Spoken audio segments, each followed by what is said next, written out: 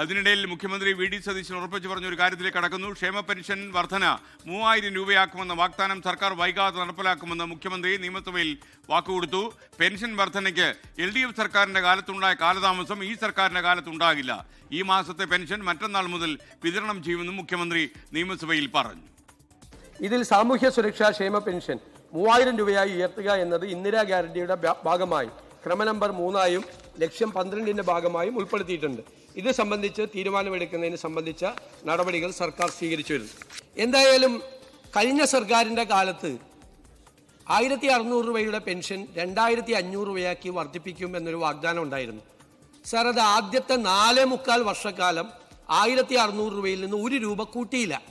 4.25 വർഷമായപ്പോൾ തെരഞ്ഞെടുപ്പിൻ്റെ തൊട്ട് തലയാഴ്ചയാണ് 1600 രൂപ 2000 രൂപയാക്കി വർദ്ധിപ്പിച്ചത്.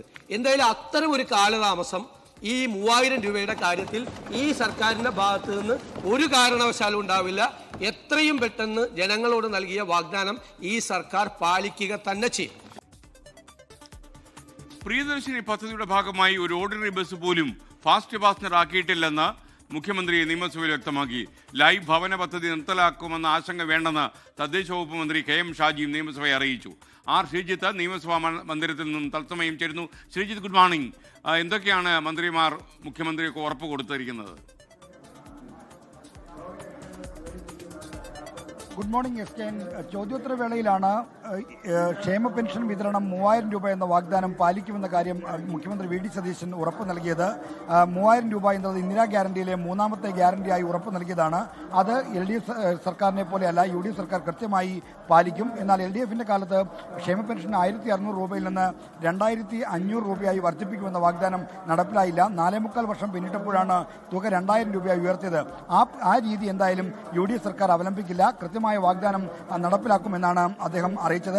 ഉമ്മൻചാണ്ടി ആരോഗ്യ ഇൻഷുറൻസ് പദ്ധതിയുടെ കാര്യത്തിലും താമസം വിനാ തീരുമാനങ്ങൾ ഉണ്ടാകുമെന്ന കാര്യം അദ്ദേഹം പ്രഖ്യാപിച്ചു. ഇപ്പോൾ പദ്ധതിയുമായി ബന്ധപ്പെട്ട പ്രാരംഭ നടപടികളാണ്. വലിയ തോതിലുള്ള മാരക രോഗങ്ങളുടെ വ്യാപനം നമ്മുടെ സമൂഹത്തിലുണ്ട്. അത്തരം പ്രശ്നങ്ങൾ കൂടി കണക്കിലെടുത്തുള്ള പഠനങ്ങളുടെയും മറ്റും അടിസ്ഥാനത്തിലായിരിക്കും തീരുമാനമെന്നാണ് മുഖ്യമന്ത്രി സഭയിൽ ചോദ്യോത്തരവേളയിൽ നൽകിയ മറുപടി. തദ്ദേശ മന്ത്രി KM ഷാജി ലൈഫ് ഭവൻ പദ്ധതി നിർത്തലാക്കില്ല എന്ന കാര്യം അറിയിച്ചു. ചോദ്യോത്തരവേളയിലാണ് അദ്ദേഹത്തിന്റെയും ഈ നിലപാട് പ്രഖ്യാപനം. ലൈഫ് പദ്ധതിയുമായി സർക്കാർ മുന്നോട്ട് പോകും. അത് ബജറ്റിൽ പറയാത്തതിനെ പറ്റി ഏറെ വിമർശനങ്ങളുണ്ടായിരുന്നു. എന്തായാലും ലൈഫ് പദ്ധതി നിർത്തലാക്കില്ല എന്നാണ് KM ഷാജി സഭയ്ക്ക് നൽകിയിരിക്കുന്ന ഉറപ്പ്. ഇപ്പോൾ റൂൾ 50 പ്രകാരമുള്ള അടിയന്തര പ്രമേയ നോട്ടീസാണ് നിയമസഭ പരിഗണിക്കുന്നത്. സംസ്ഥാനത്ത് പകർച്ചവ്യാധികൾ വ്യാപിക്കുന്നതുമായി ബന്ധപ്പെട്ടാണ് റൂൾ 50 പ്രകാരം പ്രതിപക്ഷത്ത് നിന്ന് മുഹമ്മദ് റിയാസ് അടിയന്തര പ്രമേയത്തിന് നോട്ടീസ് നൽകിയിരിക്കുന്നത്. KM മുരളീധരൻ ഇപ്പോൾ സഭയിൽ മറുപടി പറയുകയാണ്.